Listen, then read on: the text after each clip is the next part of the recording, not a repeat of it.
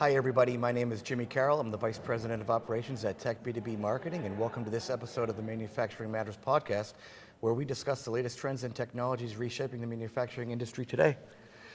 Today we are at the A3 Business Forum in Orlando and have the pleasure of being joined by my friend and colleague Winn Hardin, along with Jason Covar and Jeremy Bergh of The Imaging Source.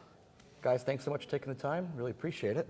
Absolutely. Thanks for having us. It's our pleasure. It's always a pleasure to see you guys. So I guess I'd start by for those who don't know, tell us a little bit about The Imaging Source and what you guys are excited about today.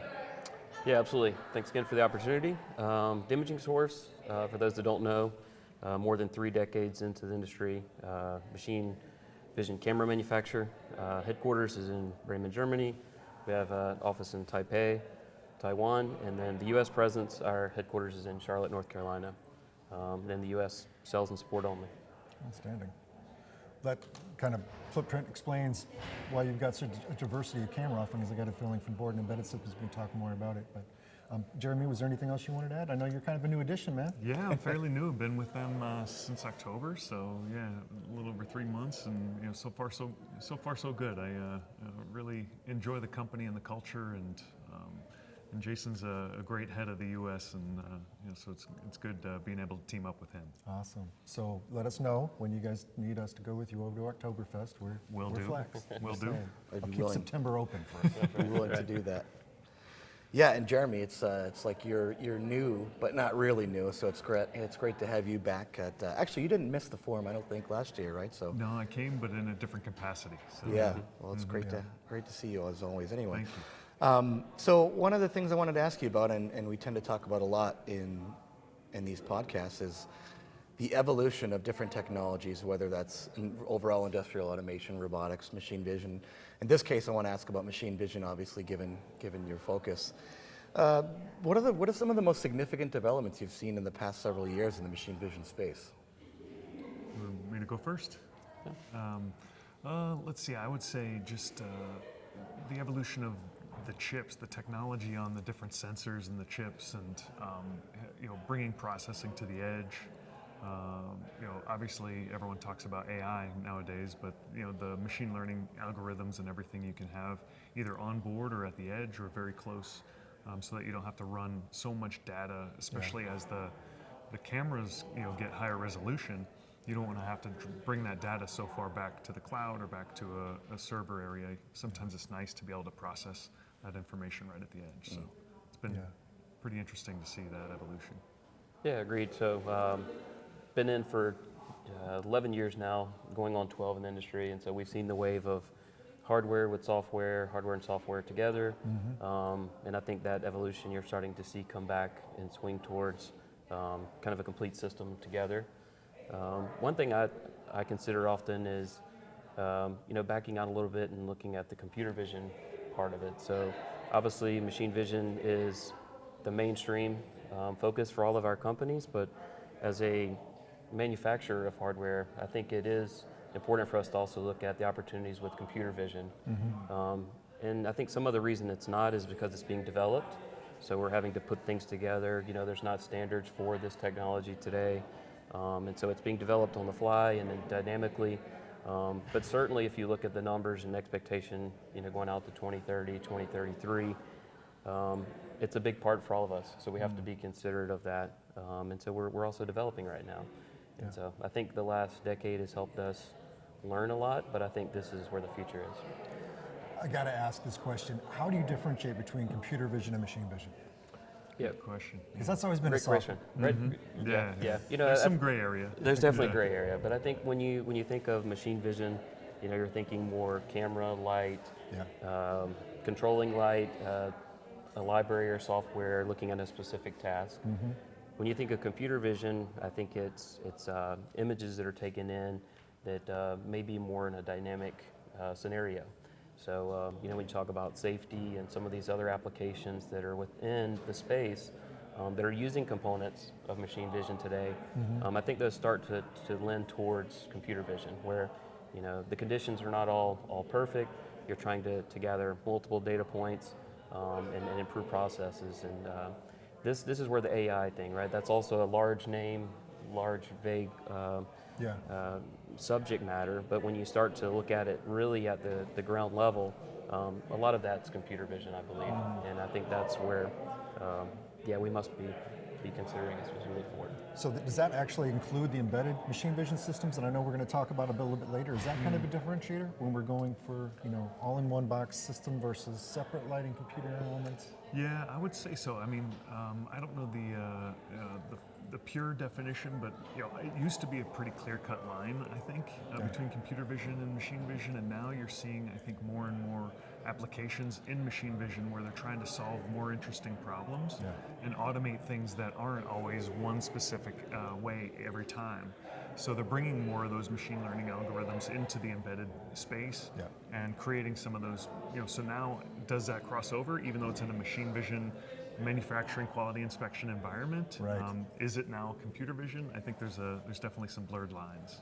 Yep. Yeah, and it's almost like it doesn't even matter, right? Like we're using terms Technically, it really does. like AI and embedded vision and machine vision. And machine vision is probably the least nebulous of them all, but like embedded vision means a lot of different things to a lot of different people. It definitely AI means a lot of different things to a lot of different people. I remember not long ago, I was looking to buy a small portable fan on Amazon for one of my kids, and it said on there like AI smart chip, and I'm like, well, no, it's not. Like, but you're just saying that. Like, That's right. and Cool sticker, though. yeah, but so just thinking about machine vision, it's like, the technology has, like I've been saying this for a while, but it continues to veer out farther and farther from the factory floor. And whether or not you classify that as computer vision or machine vision, it's a good thing either way that it's being used in all these different ways. Good point.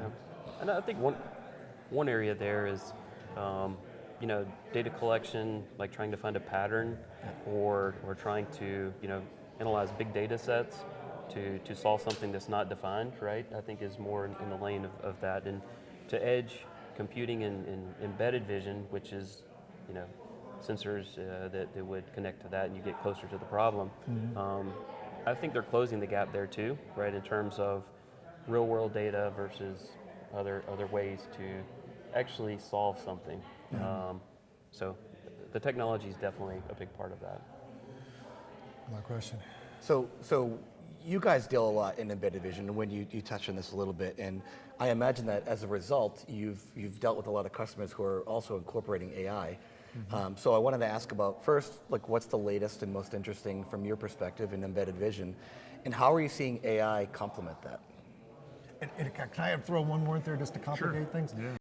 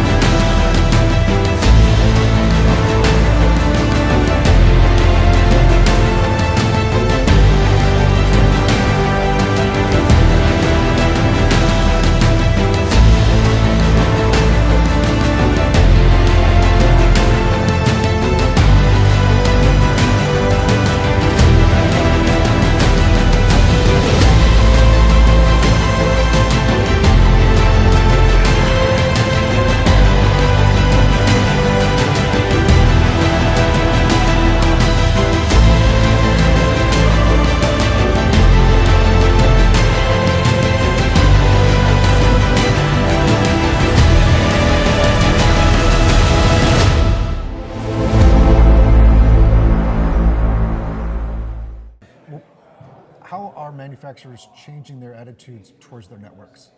Back in the day, if it wasn't on-premise, you weren't going to do it. You weren't going to see production off. AI has completely changed that. All the front office is in the cloud now. So how does embedded vision and this changing attitude from manufacturers about loosening up the firewall a little bit? Yeah, it's a good question. We have I believe a unique perspective on this because since 2019, we were working with embedded vision hardware. So MIPI CSI2, FPD link cameras, GPUs. And so we introduced this technology, which was new, And so we wanted to provide it into a kit form, thinking this would accelerate adoption. Yeah. And so from the hardware perspective, we've been working for many years. We've also had opportunity to work in factories, and trying to get this, innovative solutions into actual production. And you bring up a great point. One of the biggest roadblocks is IT when you bring in these technologies. And it also is a big problem from adoption. So we've seen on-premise servers, we've seen cloud-based systems, particularly when you're talking about putting things on assets, right, to run. Yeah. So an IT is a very important part. I say now, if we were to take on a new opportunity, we must get check off from IT before we'd even consider an application, because it can live within, a small project, but the scalability is not there without buy-in from IT. Yeah. Plus, maybe bringing them on board helps to reduce some of the barriers. I mean, if you can get IT as a champion on an internal project, you're probably going to place that one on the floor. Absolutely. And some places, have their IT team doing all of their cybersecurity, and some have separate teams. So you have to kind of, see what take the temperature of the organization you're working with, and see who the stakeholders are, and make sure you start off on the right foot. So I think what you'll see is starting to put these pieces together from learning. There will be more of a solution that then can be offered to end users and have adoption from IT and customers. So I think these are still being developed, but I think this is what we'll see in the next year or so. Is IT starting to come into the spec conversations, the initial, site review and? It must, any innovative technology that you're trying to introduce into the ecosystem, it has to. It has to be at the top of the list when you start any of these projects. Cool. So IT is not just going to say, no, I only deal with OT. I'll actually deal with your plant floor problems. And Jeremy can speak more to this on the cybersecurity side, but those that don't talk about it early on, the meetings will be much different later on. Much less fun. Right. There won't be as many muffins. There won't be. Yeah, if I could just go back to the beginning of that question a little bit. What are some of the fun applications that you guys have seen, or maybe some of the most notable or recurring applications when it comes to embedded vision that incorporates AI? I guess one of the questions I'm trying to get at is everyone's talking about AI. It was inevitable that we were going to talk to you about it. Where are you seeing it adding actual value? Yeah, I mean, everyone's trying to experiment with how they can utilize it to make things more efficient and effective, right? So there's so many different areas that we're playing around with now, just conversations with customers, from retail robotics to different quality inspection applications where they can maybe merge multiple different components at once instead of just having one line for each component. So you can get a little bit more creative in that regard, and running a classification algorithm first to figure out is it widget A, B, or C, and then switching it to a different, whether or not it's running, okay, now grade it. Is it an A, B, C, D part? Right. So there's different ways there. Retail robotics, you've seen different things, so it's looking for presence, absence of items, maybe running a price check on it to see if it's actually a correct price, whether or not the placement is there. I mean, there's a little bit of everything. Absolutely. Yeah. Jason, you have any? And I also think, I think what you'll see in the future is it will be around the factory, more in monitoring, analyzing processes to be more efficient. And what I hear is that most factories in the future will have almost a digital twin that will be, you'll be taking real world analysis and comparing it to an optimized production. Right. And to do that, to get that data set, you'll have to use AI analytics, computer vision, in this case, to collect that, and then you'll be comparison against basically an optimized factory. And so I think quicker that to that's let AI run the optimization, of the workflow or whatever it is, rather a person go, okay, try that, okay, try that, okay, try that. correct. True. Yeah. Go through a million iterations in a day or two. Right. I was at a discussion towards the end of last year, and there was a representative from NVIDIA there, and she was asked, what is the trend? What are you seeing with the enterprise level customers? And that was her response. Everyone's building out a digital twin and comparing it, and all the sensors that go inside of that are running different levels of AI to aggregate that data to then do the comparison. So again, going back to the first part of the conversation, I think for us in the component space that make the sensors that go into this is something that we certainly have to be cognizant of. Right on, right on. It's almost a simplified way to look at it, but in a lot of ways, right, you think about what adding machine vision does to a robot system. Like a robot system by itself can be fixed to programmed to do certain, fixed applications, but the parts have to be presented in a standard way. No. Adding vision adds a layer of flexibility, but then adding AI tools into that vision adds a little bit more flexibility, like you're saying, like being able to handle more part types or parts that are slightly out of position or organic or whatever like that. And I know it's kind of the simplified way to look at it, but that's kind of the way that I've looked at it. Makes sense, absolutely. Yeah, or even hybrid approaches. That's still driving what we're hearing the most of, right? Rules-based programming for maybe defect identification. Yep. But AI doing the grading, the early classification, especially. Right, and I think the tools have gotten much better. And the classical, machine vision software that 5 to 10 years ago would make a specific task or decision now has freedom to go without that one decision, and it adds the value of the system. Very cool.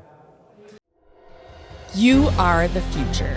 Across industries, you are bringing people together from all backgrounds and skill levels to unlock the potential of automation.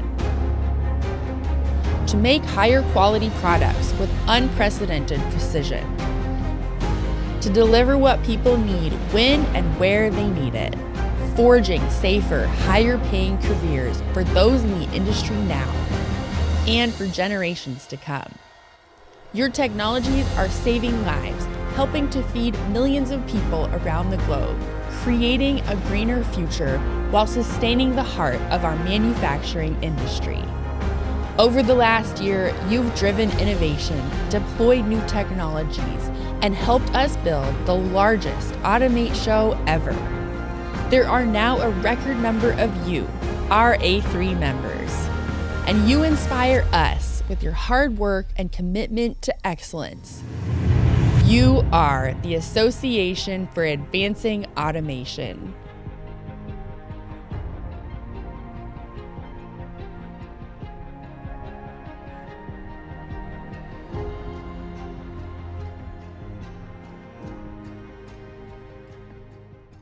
And it's also cool, and again, this is obvious to some extent, but it's cool to see all these different technologies advancing sort of in lockstep to enable these new types of applications. You're seeing a lot of this too, and with some of these, like the availability of some of these like application-specific purpose-built systems that are all integrating robotics and AI and machine vision to do like specialized tasks from whatever application type it is. But it's all these technologies working together. You mentioned simulation.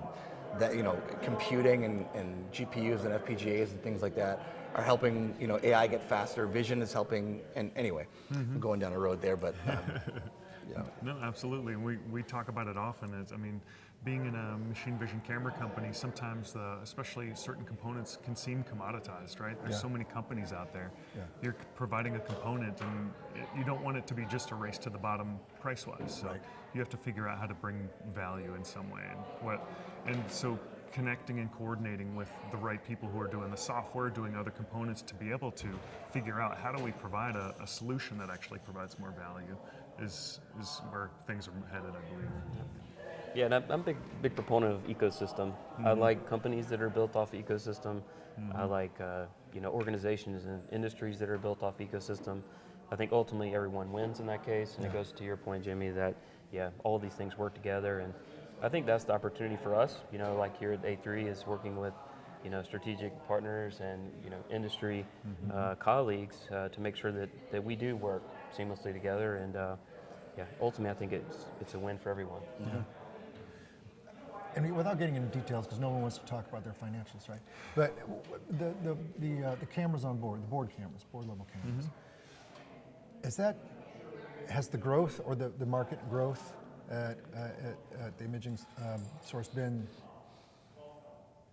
Is it leaning towards more of the embedded side? Is that seeing faster growth than traditional machine vision installations? You do both, so. Yeah, so we do both. For us, it's a big part of our business. It's something that we know well, and once you you understand something well, then you're able to replicate that more. Yeah. So, in one hand side, yeah, absolutely, it's a bigger growth. I think when you talk about the embedded vision side, I think it's still there. I think the optimism is still ahead of us. It's not fully matured. So, it's So we're still selling more cameras and housings than we are board on chip at this the moment, and I think there's a reason for that because it's, if you take like a Gigi camera, because of the work that's been done for vision standards and so forth, it helps adoption much quicker. Yeah. When you work with the component and then you have, a GPU or a CPU system or a board, there's a fragmentation there. Then you have a software layer, and then you're helping define spec. So it takes more time to get the adoption, but I think we're getting closer, and I think again, optimism is ahead of us. Right on. Yeah. Well, it seems like the consumer electronics has come a long way to help facilitate that. In Definitely. terms of the standards with data handling and integration of imaging systems and whatnot. And cell phone, UIs and APIs. That's what you mentioned earlier in terms of you guys have built your camera on board product line a little bit. So Correct. Awesome. And I think it could get even more interesting now that the actual CMOS chips are getting more advanced. Yeah. Because when you look at the design of a camera, right, it simplifies things, but if you start to push more onto the actual CMOS, and then you simplify back to the actual processing, things start to get very interesting. And then if you put a specialized piece of software with it, it gets even more interesting. in terms of capabilities. In terms of capabilities, Right. And speed. solving the problems, closer to the problem, Faster. at a better cost, and scalable. Yeah. Because you don't need to outfit a line. You can basically deploy these things, across the factory. So. Seems critical in a world that's going to be driven more by retrofits for a long time than it will be for greenfield builds. True. Yes. So we need to be able small form factor. You can put it anywhere, Yep. get that data, empower the ERP system, and then maybe we can start doing some real magical things about efficiency and optimization. So that data collection is still the big roadblock there. Right. Consistent. data collection. That's right. You guys are big in optical zoom cameras as well. I wanted to touch on that and just see what's the latest and greatest. What are you guys excited about? Yeah. What are some kind applications? of applications you guys are hitting on that? Yeah, we have one that we're working on in logistics, and that I think is pretty interesting because you get so many different sizes of packages and everything going out. So mounting, a zoom and autofocus camera above an area where the boxes come by, you can make adjustments as they come through and capture the barcodes and everything that you want pretty quickly. So, and even add some software to do like OCR and have some inspection no matter what the orientation of the code or the writing is. So that's one that came up recently that's pretty interesting. Yeah, I think it's a convenience thing. What we found is, not for extremely high throughput applications, but if you're outfitting a line with a traditional, camera lens lighting scenario, imagine you set up a line with 50 cameras and calibrate that and set all the apertures and so forth. Or if you can take a camera, mount it, and basically control it versus software after mounting, because they also have autofocus and you're able to adjust aperture. It's a big cost savings in terms of setup, as well as after you leave, right? So you deploy, and then you can make adjustments remotely. So I think the convenience, the single unit seems to be a value that people really like. Do you depend on mechanical systems? Back in the day, right? Servo-based, auto zoom focus. There was just one more failure point of cameras, right? And the throughput thing that you touched on. And when you're in a logistics or palletizing and everything, you've got plenty of time to acquire your image, resize your frame, do whatever you need to do. But have you taken some different approaches to the optical zooms to build in the reliability that the market wants so bad? Correct. So I think it's certainly not the camera for all applications, right? It's certainly not that. It's really the convenience for where the applications you have the time. It's not extremely high throughput, and you're looking for something with flexibility. I mean that's really where it is today. Right on. So we're here at the beginning of 2025. Got some new fresh faces. Is there anything particularly exciting for you guys this year? Something, I know you can't tell us about what's coming out on the roadmap. Unless you want to, we're listening. Just saying, we're all here.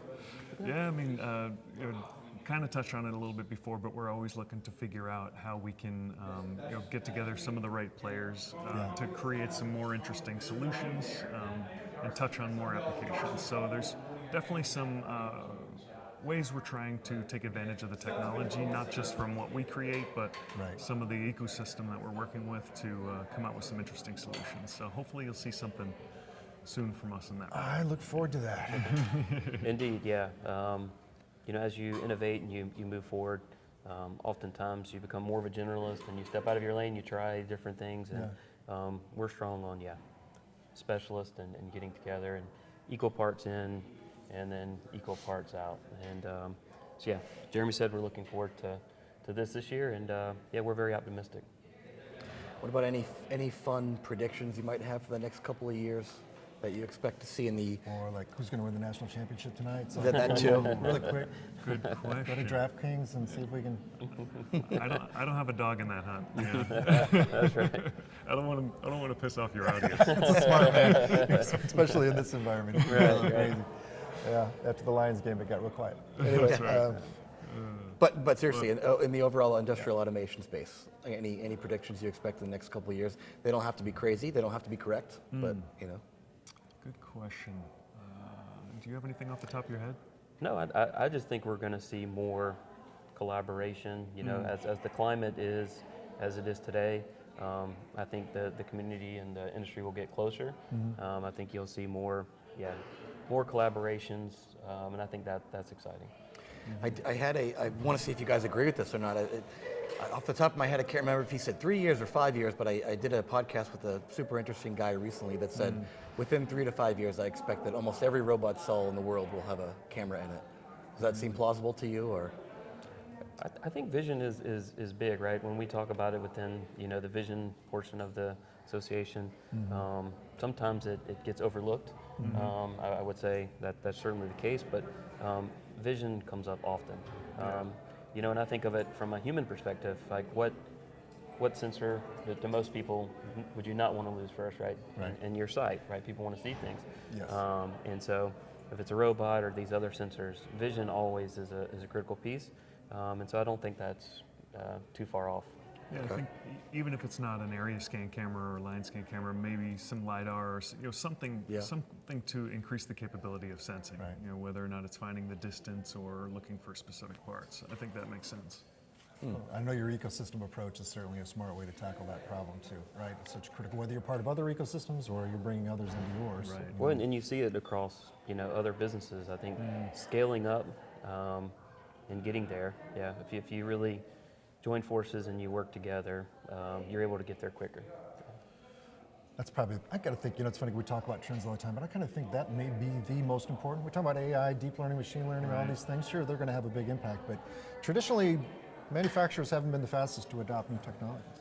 True. And then those suppliers, those electronic or those automation suppliers, haven't always been, it's been a lot, you've got some giants at the top, but there's a lot of small and medium enterprises who are servicing the market, and of course, they're trying to protect their turf, right? Right. Which slows down the growth of the ocean and lifting all boats, but that seems to really be changing a little bit. I agree. Yeah. Very cool. Well, guys, thank you so much. Really appreciate the time. Folks, if you want to learn more about what these guys are doing, it's theimagingsource.com. Would be happy to field any questions at manufacturing-matters.com, and you can check out the rest of our episodes, including the very first podcast I ever did with Jeremy, which was a couple of years ago. It was a little bit shorter than this one. So thanks for circling back with me and My pleasure. meeting up in we were Florida. standing at that time. We were. I was in Boston, right? We're And talking about in Boston. order for me to fit in the frame, I had to kind of duck down a little bit, right? Remember You had a that? wide stance, brother. We have pictures of that. We'll get it off to you. So maybe we'll send it to Jason. That would be a wider distribution over at the Imaging Source. Well, again, thanks very much. We appreciate it. Thank you Thank for you very having much us. for the opportunity. Our pleasure. Appreciate it. Thanks, everybody, for tuning in. Till we see you again. Thanks.